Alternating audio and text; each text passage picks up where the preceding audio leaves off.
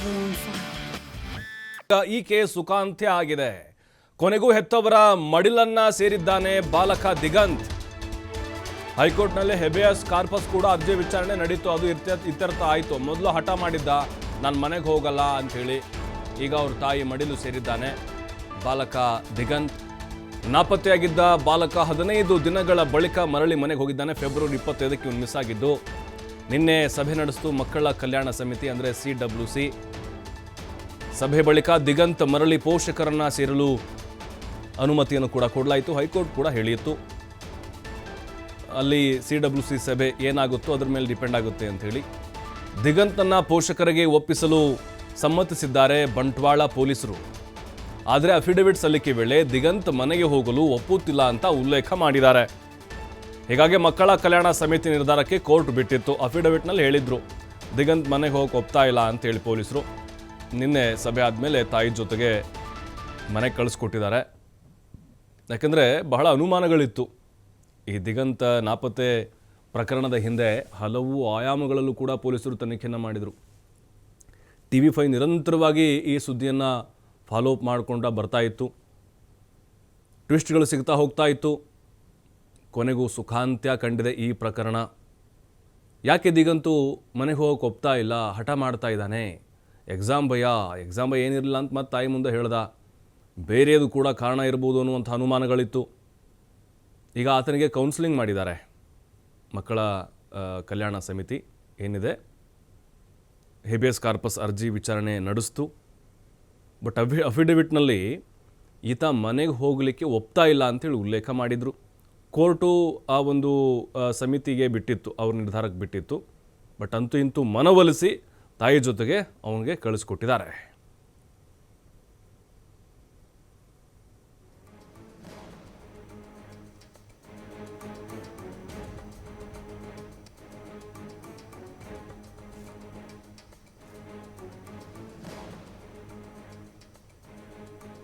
ಮತ್ತಷ್ಟು ಮಾಹಿತಿ ಕೊಡ್ತಾರೆ ಮಂಗಳೂರಿನಿಂದ ನೇರ ಸಂಪರ್ಕದಲ್ಲಿ ನಮ್ಮ ಪ್ರತಿನಿಧಿ ಆದಿತ್ಯ. ಇಡೀ ರಾಜ್ಯದಲ್ಲೇ ದೊಡ್ಡ ಮಟ್ಟದ ಸಂಚಲನಕ್ಕೆ ಕಾರಣವಾಗಿರುವಂಥ ಸುದ್ದಿ ಈಗ ಒಂದು ರೀತಿ ಸುಖಾಂತ್ಯ ಕಂಡಿದೆ. ದಿಗಂತ್ ನಾಪತ್ತೆ ಪ್ರಕರಣ ಒಂದು ರೀತಿ ಹೈಕೋರ್ಟ್ ಇಲ್ಲಿ ಕಳವಳವನ್ನು ವ್ಯಕ್ತಪಡಿಸಿತ್ತು ಅಂತ ಅನಿಸುತ್ತೆ ನಮಗೆ. ಹೇಬಿಯಸ್ ಕಾರ್ಪಸ್ ಅರ್ಜಿ ವಿಚಾರಣೆ ಸಂದರ್ಭದಲ್ಲೇ ಆತ ಮನೆಗೆ ಹೋಗ್ತಿಲ್ಲ ಅನ್ನುವಂಥ ಕಾರಣ ಅಫಿಡವಿಟ್ನಲ್ಲಿ ತಿಳಿಸಿದಾಗ ಯಾವ ರೀತಿ ಸಭೆಯಲ್ಲಿ ಆತನ ಮನವೊಲಿಸಲಾಯಿತು ಅನ್ನೋದು ಹಾಗಾದ್ರೆ ಇಲ್ಲಿ?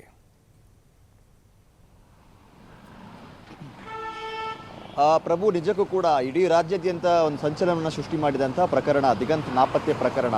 ದಿಗಂತ್ ನಾಪತ್ತೆಯಾಗಿ ಪತ್ತೆಯಾದರೂ ಕೂಡ ಅನೇಕ ಗೊಂದಲಗಳು ಬಾಕಿ ಇತ್ತು. ಯಾಕಂದರೆ ಆತ ಬಾಲಮಂದಿರದಲ್ಲಿ ಇದ್ದಂಥ ಸಂದರ್ಭ, ವಾಪಸ್ ಮನೆಗೆ ಹೋಗ್ತೀಯಾ ಅಂತ ಪೊಲೀಸರು ಕೇಳಿದಂಥ ಸಂದರ್ಭ ಆತ ಮನೆಗೆ ಹೋಗೋದಕ್ಕೆ ಒಪ್ಪಿರಲಿಲ್ಲ. ಆದರೆ ಅನೇಕ ಸಭೆ, ಅಂದರೆ ನಿನ್ನೆ CWC ಸಭೆ ಬಳಿಕ ಆತ ಈಗ ಮನೆಗೆ ಹೋಗೋದಕ್ಕೆ ಒಪ್ಕೊಂಡಿರುವಂಥದ್ದು. ಪೋಷಕರೊಟ್ಟಿಗೆ ಆತ ನಿನ್ನೆ ರಾತ್ರಿ ಮನೆಗೆ ಹೋಗಿದ್ದಾನೆ. ಯಾಕಂದರೆ ನಿನ್ನೆ ಹೈಕೋರ್ಟ್ ಏನು ಹೇಬಿಯಸ್ ಕಾರ್ಪಸ್ ಪ್ರಕರಣದ ಅರ್ಜಿಯನ್ನು ವಿಚಾರಣೆ ಮಾಡಿದಂಥ ಬಳಿಕ CWC ಮಕ್ಕಳ ಕಲ್ಯಾಣ ಸಮಿತಿಯ ಮುಂದೆ ಈ ವಿಚಾರವನ್ನು ಇಟ್ಟಿತ್ತು. ಮಕ್ಕಳ ಕಲ್ಯಾಣ ಸಮಿತಿ ಪರಿಶೀಲನೆಯನ್ನು ನಡೆಸಿ ದಿಗಂತ್ ಹೇಳಿಕೆಯನ್ನು ಪಡೆದು ಆತ ಮನೆಗೆ ಹೋಗೋದಕ್ಕೆ ಒಪ್ಪಿದರೆ ಆತನನ್ನು ಮನೆಗೆ ಕಳಿಸ್ಕೊಡ್ಬೇಕು ಅಂತ. ನಿನ್ನೆ ಈ ಪ್ರಕ್ರಿಯೆಗಳು ಮುಗಿದ ಸಂದರ್ಭ ಬಹಳ ಲೇಟ್ ಆಗಿತ್ತು. ರಾತ್ರಿಯ ವೇಳೆಗೆ ಪ್ರಕ್ರಿಯೆಗಳು ಮುಗಿದು ಆತ ಕೊನೆಗೂ ತಾಯಿಯ ಮಡಿಲನ್ನು ಸೇರಿದ್ದಾನೆ. ಆತನ ತಾಯಿ ಸುಮಾರು ಮಧ್ಯಾಹ್ನ ಹೊತ್ತಿಗೆಯಲ್ಲಿ ಹೋಗಿದ್ರು, ಸಭೆಯಲ್ಲಿ ಭಾಗಿಯಾಗಿದ್ರು, ಅವರ ಹೇಳಿಕೆಯನ್ನು ಕೂಡ ದಾಖಲೆ ಮಾಡಿದ್ರು.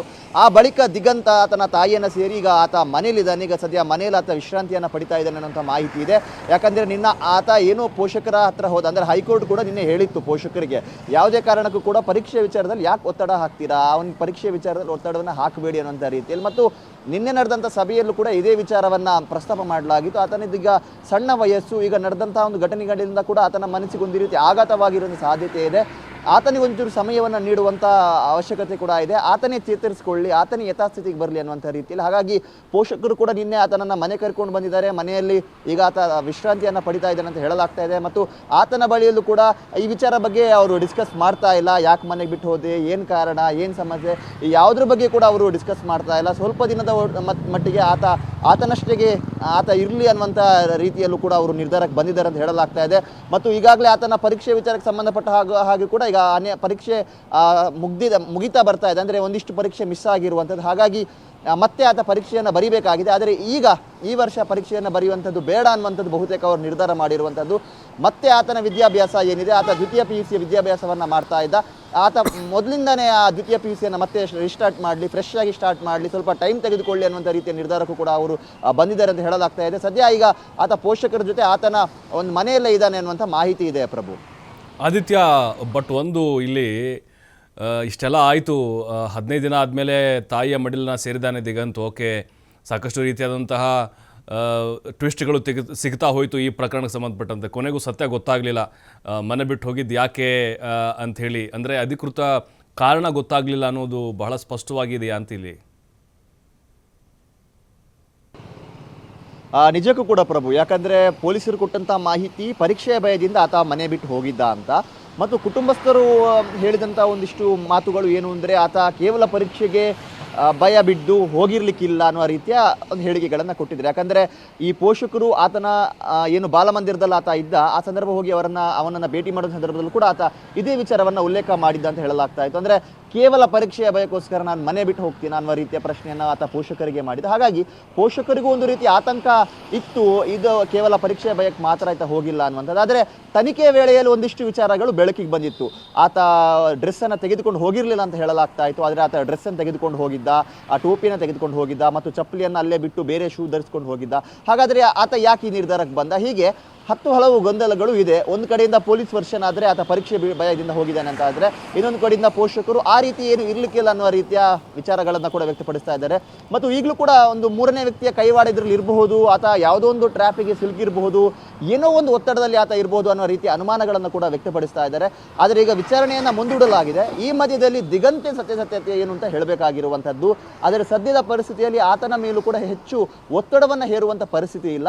ಹಾಗಂತ ಈ ವಿಚಾರಗಳನ್ನು ಅಲ್ಲಗಳೆಯುವಂತೆಯೂ ಕೂಡ ಇಲ್ಲ. ಯಾಕಂದರೆ ಮುಂದೆ ತನಿಗೂ ಕೂಡ ಒಂದು ಭವಿಷ್ಯ ಅನ್ನುವಂಥದ್ದು ಇದೆ. ಮುಂದಿನ ದಿನಗಳಾತ ಕಾಲೇಜಿಗೆ ಹೋಗಬೇಕು, ವಿದ್ಯಾಭ್ಯಾಸವನ್ನು ಮಾಡಬೇಕು, ಜೀವನದ ಒಂದು ದಾರಿಯನ್ನು ಕಂಡುಕೊಳ್ಬೇಕು. ಈ ಹೊತ್ತಿನಲ್ಲೂ ಕೂಡ ಆತನಿಗೆ ಮತ್ತೆ ಇಂಥ ಸಮಸ್ಯೆಗಳು ಎದುರಾಗಬಾರ್ದು.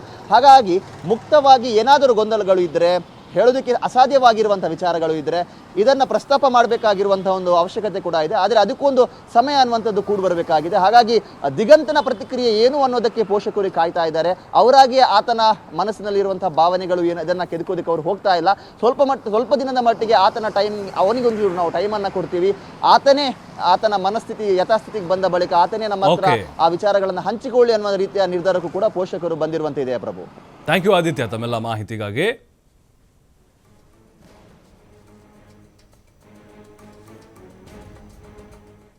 ಸುದ್ದಿ ಸ್ಫೋಟ ಮುಂದುವರಿಯುತ್ತೆ ಬ್ರೇಕ್ನ ಬಳಿಕ.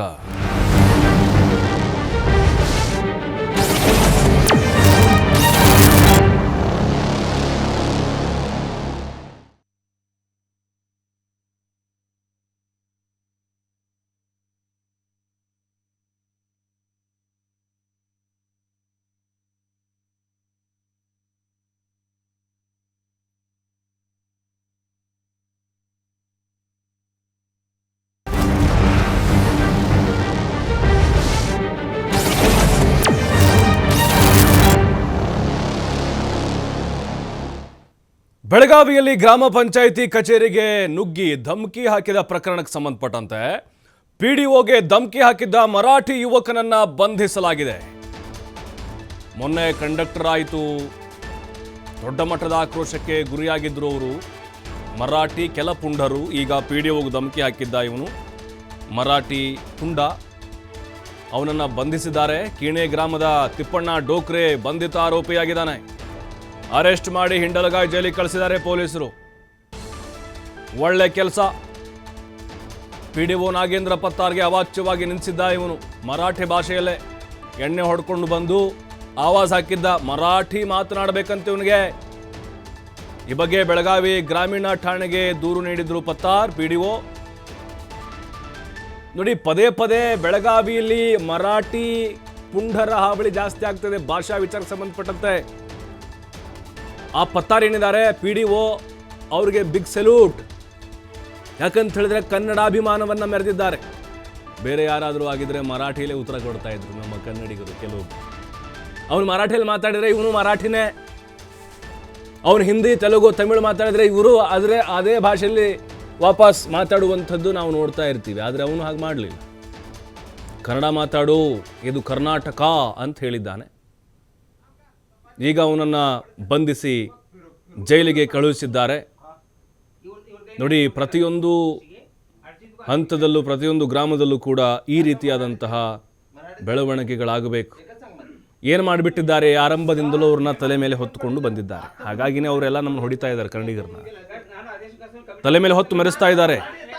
ಅವನದೇನೇ ಕೆಲಸ ಇರ್ಬೋದು, ಅಲ್ಲಿ ಗ್ರಾಮ ಪಂಚಾಯತಿ ಕಚೇರಿಗೆ ನುಗ್ಗಿ PDO ಪತ್ತಾರ ಮೇಲೆ ಇವನು ನೋಡಿ ಫೋಟೋ, ಡೋಕ್ರೆ, ತಿಪ್ಪಣ್ಣ ಡೋಕ್ರೆ, ಇವನೇ ಆವಾಜ್ ಹಾಕಿ ಮರಾಠಿ ಭಾಷೆಯಲ್ಲಿ ಮಾತಾಡ್ಬೇಕಂತಲ್ರಿ. ಅವನು ಭಾಷೆ ವಿಚಾರ ಇಲ್ಲದೆ ಬೇರೆ ವಿಚಾರಕ್ಕೆ ಭಾಷೆ ಬಿಟ್ಟು ಬೇರೆ ಏನಾದರೂ ಜಗಳ ತೆಗೆದಿದ್ರೆ ನಾವು ತಲೆನೇ ಕೆಡಿಸ್ಕೊಳ್ತಾ ಇರಲಿಲ್ಲ. ಆದರೆ ಇಲ್ಲಿ ಭಾಷೆ ಅಂತ ಬಂದಾಗ ಅವಾಚ್ಯವಾಗಿ ಬೈದು ಹಿರಿಯ ಅಂತ ನೋಡದೆ ಅಧಿಕಾರಿನ ಆತನಿಗೆ ಹಲ್ಲೆ ಮಾಡುವಂತಹ ಒಂದು ಪ್ರಯತ್ನವನ್ನು ಮಾಡಿದ್ದಾನೆ. ಈ ವಿಡಿಯೋ ಸಿಕ್ಕಾಪಟ್ಟೆ ಆಕ್ರೋಶಕ್ಕೆ ಕಾರಣ ಆಗ್ತಾ ಇದೆ. ಯಾಕಂತ ಹೇಳಿದ್ರೆ ಬೆಳಗಾವಿಯ ಕೆಲ ಭಾಗಗಳಲ್ಲಿ ಹಳ್ಳಿಗಳಲ್ಲೂ ಕೂಡ ಈ ರೀತಿ ಮರಾಠಿ ಪುಂಡರು ಕನ್ನಡಿಗರ ವಿರುದ್ಧ ದೌರ್ಜನ್ಯವನ್ನ ಮೆರಿತಾ ಇದ್ದಾರೆ. ಅವಕಾಶ ಕೊಡಬೇಡಿ, ಪಾಠ ಕಲಿಸಿ. ನಾವು ಎಲ್ಲ ಮರಾಠಿಗರನ್ನು ಇಲ್ಲಿ ಎಳುತ್ತರ್ತಾ ಇಲ್ಲ, ಕೆಲ ಮರಾಠಿ ಪುಂಡರು ಅಂತ ಹೇಳ್ತಾ ಇದ್ದೀವಿ. ಯಾಕಂದ್ರೆ ಕರ್ನಾಟಕದಲ್ಲಿ ಹುಟ್ಟಿ ಬೆಳೆದಂತಹ ಮರಾಠಿಗರು ಬೇರೆ, ಮಹಾರಾಷ್ಟ್ರದ ಮರಾಠಿಗರು ಬೇರೆ. ಅಂದರೆ ಅಲ್ಲಿ ಕನ್ನಡಿಗರ ವಿರುದ್ಧ ಕತ್ತಿ ಮಸಿಯವರು ಅವರು. ಯಾಕಂದರೆ ಬೆಳಗಾವಿ ಮಹಾರಾಷ್ಟ್ರಕ್ಕೆ ಸೇರಬೇಕು ಅನ್ನುವಂಥ ಮನಸ್ಥಿತಿಲಿ ಇರುವಂಥವ್ರು ಅವರು. ಹಾಗಾಗಿನೇ ಇಲ್ಲಿ ಕಂಡಕ್ಟರು ಹಲ್ಲೆ ಆದ ಮೇಲೆ ಇವ್ರಿಗೆ ಬುದ್ಧಿ ಬಂತು ಅಂತ ಅಂದ್ಕೊಂಡಿದ್ವಿ. ಈಗ ಮತ್ತೆ ಬಾಲ ಬಿಸ್ತಾ ಇದ್ದಾರೆ. ಪೊಲೀಸರು ಖಡಕ್ಕಾಗಿ ಒಂದು ತೀರ್ಮಾನವನ್ನು ತೆಗೆದುಕೊಂಡಿದ್ದಾರೆ. ಇದೇ ರೀತಿಯಾದಂತಹ ಬೆಳವಣಿಗೆಗಳು ಇಮಿಡಿಯೇಟ್ಲಿ ಆಗಬೇಕು ಎಲ್ಲ ಸಂದರ್ಭದಲ್ಲೂ.